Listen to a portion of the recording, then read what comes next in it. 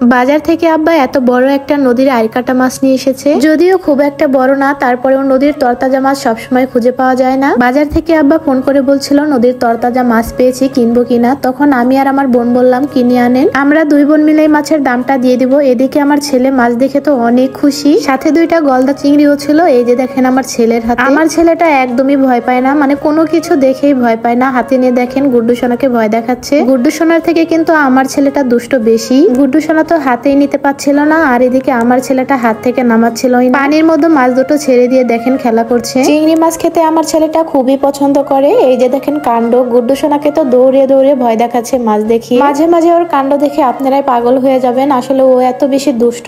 মাছ দিয়ে খেলা করা শুরু করে দিয়েছে। এই মাছ তো আর পরে কাটতেই দিবে না, পরে অনেকক্ষণ বুঝিয়েছি। চিংড়ি মাছটাতে এই যে দেখেন কত সুন্দর ডিম হয়েছে। মাছ দুটো মনে হচ্ছিল নদীতে ছেড়ে দেয়, তাহলে অনেক মাছ। এদিকে আমার বোন খুকসা পাতা আনতে গিয়েছে, আর একদিকে নানু কলা পাতা কাটতে গিয়েছে। এখন আমার নানু মাছ দুটো কেটে নিবে। অনেকে আপনারা ভাবতে পারেন আপনারা তো দুই বোনে একই ভিডিও ছাড়ছেন। আসলে আমরা বাবার বাড়িতে যখন ছিলাম তখন আমরা দুই বোন একসাথেই ছিলাম, আর দুই বোন মিলে একসাথে ভিডিও বানিয়েছি। যাদের কাছে আমার ভিডিও দেখতে ভালো লাগবে না তারা অবশ্যই ইগনোর করবেন। এই যে দেখেন আমার নানু ক্যামেরার সামনে এনে মাছটা দেখাচ্ছে সবাইকে, আর বলছে এই নদীর মাছটা খেতে অনেক মজা হবে, মাছটাতে নাকি অনেক তেল হয়েছে। সত্যি বলতে নদীর তরতাজা মাছ যারা খেয়েছে বা সবসময় খায় তারাই শুধুমাত্র বুঝবে এই মাছগুলো খেতে কত মজা। এরপর আমার নানু খুকসা পাতা দিয়ে ভালো করে ডলে তারপরে মাছটা কেটে নিচ্ছে। এই আরকাটা মাছের কাটা নাকি অনেক বেশি শক্ত হয়ে থাকে। এই মাছগুলোকে কিন্তু আমরা আরকাটা মাছ বলি। আপনারা কি নামে চেনেন সবাই কিন্তু কমেন্ট করে বলবেন। আমি যখন ছোট ছিলাম তখন আমার আব্বা নদী থেকে অনেক বড় বড় আরকাটা মাছ ধরে আনতো, কিন্তু সেই মাছগুলো এখন আর পাওয়াই যায় না। দিন দিন মনে হচ্ছে নদীর মাছগুলো একদম বিলুপ্ত হয়ে যাচ্ছে।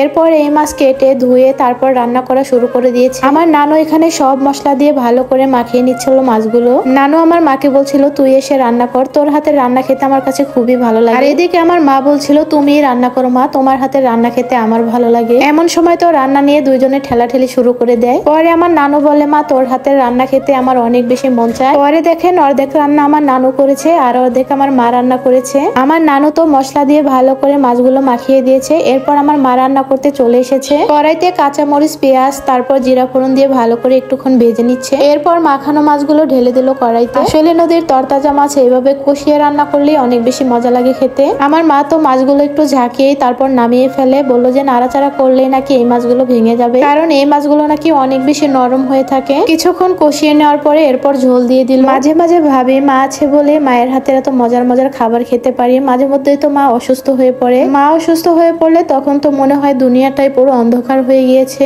আর আমরা যখন বোনেরাও বাবার বাড়িতে আসি তখন আমার মা তো খুব খুশি হয়, বলে যে আমার একা একা বাড়িতে একটুও ভালো লাগে না, তোমরা আসো বলে আমার কাছে অনেক ভালো লাগে, গল্প করতে পারি। রান্নার ফাঁকে আপনাদের সাথে ছোট্ট একটা গিফট শেয়ার করি। আপনারা তো অনেকেই আছেন প্রিয় মানুষকে সুন্দর একটা উপহার দিতে চান। দেশ ও দেশের বাহির থেকে যারা প্রিয়জনের জন্য এই আকর্ষণীয় সালাত হিজাব গুলো অর্ডার করতে চাচ্ছেন তারা এই সুন্দর হিজাব গুলো পেয়ে যাবেন মারহাব এই পেজে। পরে আমি পেজ লিঙ্কটা দিয়ে দিব, সাথে আমি এখানে হোয়াটসঅ্যাপ নাম্বারটাও দিয়ে দিচ্ছি, এখানে আপনারা যোগাযোগ করে নিতে পারেন। নামাজ পড়ার জন্য কিন্তু এরকম হিজাব খুবই প্রয়োজন, আর এই হিজাব গুলো যে কাউকে দিলেই অনেক বেশি খুশি হয়ে যাবে। হিজাবের কাপড়ের কোয়ালিটিও অনেক বেশি ভালো ছিল। প্রত্যেকটা হিজাবই আমার কাছে অনেক ভালো লেগেছে। এই যে দেখেন কোনটাতে আমাকে বেশি সুন্দর লাগছে আপনারা কমেন্ট করে বলবেন। সামনেই তো রমজান মাস আসছে, আর রমজান মাসের আগেই আপনারা প্রিয়জনদেরকে এরকম সুন্দর সুন্দর হিজাব গুলো গিফট করবেন। এই হিজাব গুলো পরেও কিন্তু যে কোনো জায়গাতেই যাওয়া যাবে, অনেক বেশি সুন্দর ছিল। যাই হোক আপনারা যারা অর্ডার করতে চান উপরে আমি পেজ লিঙ্কটা দিয়ে দিচ্ছি। এরপর দেখি আমার মায়ের রান্না করা প্রায় শেষের দিকে। চেকে দেখে লবণ একটু কম হয়েছে, পরে আবার লবণ দিয়ে দেয়, আর আমাকে বলছিল তুই একটু চেকে খেয়ে দেখ লবণটা ঠিকঠাক মতো হয়েছে কিনা। আর আমি তো রান্নার পাশে দাঁড়িয়ে আছি লবণ চাকার জন্য। মাকে বলছিলাম আমি কিন্তু লবণ একটু বেশিই খাই, আবার তোমরা তিতা হলে আমাকে বইকো না। এরপর রান্নার শেষের দিকে একটু জিরা ফাঁকি দিয়ে দিল। এবার তরকারিটা নামিয়ে নিবে। রান্না কিন্তু শেষ হয়ে গিয়েছে। মাটির চুলার রান্না কিন্তু তাড়াতাড়ি হয়ে যায়। এই যে দেখেন তরকারির কালারটাও কিন্তু অনেক সুন্দর হয়েছে। মায়ের হাতের রান্না তো বরাবরের মতোই অনেক বেশি মজা হয়। শেষ মুহূর্তে আমার নানু আমার মাকে দিয়ে রান্না করালো মজা হবে বলে। এরপর মা বলছিল দুইটা চিংড়ি আমার দুই নাতিকে নিয়ে খাওয়াও, ওদের জন্য চিংড়ি মাছ দুটো শুরুতেই উঠিয়ে দিয়েছে। আমি চিংড়ি মাছ দুটো নিয়ে ওদেরকে খাওয়াতে চলে গেলাম। চিংড়ি মাছ পেয়ে তো আমার ছেলেটা খুবই খুশি হয়েছিল।